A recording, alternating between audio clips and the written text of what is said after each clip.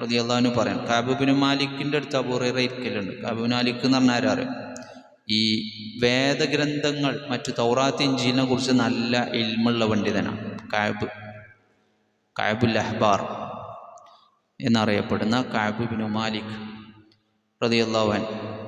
അപ്പോൾ കഅബ് ഇബ്നു മാലിക് ഒരു അതിശയോക്തി പറയാനുണ്ടോ, ഒരു അതിശയം പറഞ്ഞാണ്, തൗറാത്തും ഇഞ്ചീലും വായിക്കാതെ അയിത്ത മസല അറിയണ ഒരാളെ ഞാൻ കണ്ടിട്ടുള്ളൂ, അത് അബൂ ഹുറൈറയാണ്.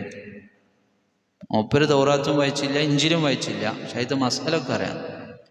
അതെങ്ങനെ കിട്ടി? നബി സല്ലല്ലാഹു അലൈഹി വസല്ലം എൻ്റെ അടുത്ത് നിന്ന് കിട്ടി.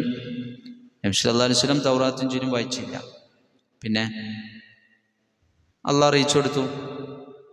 ആ സംഗതി അങ്ങനെ ഒപ്പിയെടുത്തിട്ടുണ്ടാരേ അബൂ ഹുറൈറ റളിയല്ലാഹു അൻഹു. അതുകൊണ്ട് ഞാൻ എന്ത് അതറിഞ്ഞെടുത്താലും ആൾക്കറിയുണ്ടാവും. മറ്റു വേദങ്ങളിൽ നിന്ന് എന്ത് കാര്യം പറഞ്ഞെടുത്താലും അത് ആൾക്കറിയുണ്ടാവും. പക്ഷെ മൂപ്പരേറ്റ തൗറാത്തും ഇഞ്ചീലും വായിച്ചിട്ടില്ല. മാ റഅയ്തു അഹദൻ ലം യഖ്റഇ തൗറാത അഅലമു ബിമാ ഫീഹാ മിൻ അബീ ഹുറൈറത എന്ന് പറയുമായിരുന്നു ഞാൻ.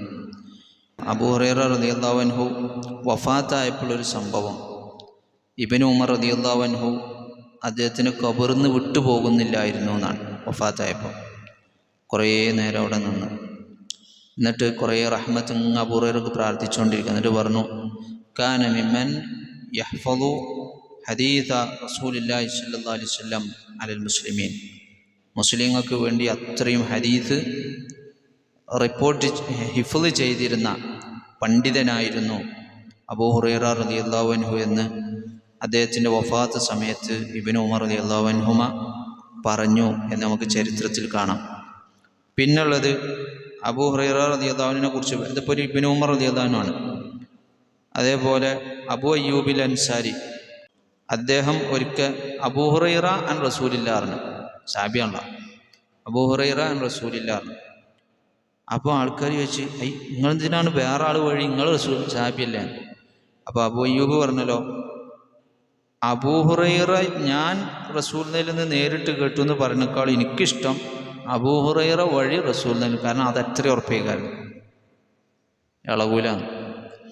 ചിലരൊക്കെ പറഞ്ഞേ ഈ അബൂ ഹുറൈറയ്ക്ക് വല്ലാതെ ഹദീസ് പറയുന്നുണ്ട് ഇങ്ങനെ പറയും, ഇബ്നു ഉമറൊക്കെ പറയട്ടോ. പിന്നെ അപ്പോൾ ഇബ്നു ഉമർ റളിയല്ലാഹു അൻഹു അതിനെക്കുറിച്ച് ഇങ്ങനെ ചോദിച്ചാൽ, നിങ്ങളൊന്നും അത്ര ഹദീസ് പറയാത്തത്? ഞങ്ങൾ പേടിച്ചിങ്ങനെ നിൽക്കും, അബൂ ഹുറൈറക്ക് അജാതി പേടിയൊന്നുമില്ല എന്ന് പറഞ്ഞു. ഞങ്ങൾക്കിങ്ങനെ പേടിയാണ് ഹദീസ് പറയാൻ തെറ്റുമോയെന്ന്, അബൂ ഹുറൈറക്ക് അങ്ങനെ പേടിയൊന്നുമില്ല പറഞ്ഞു.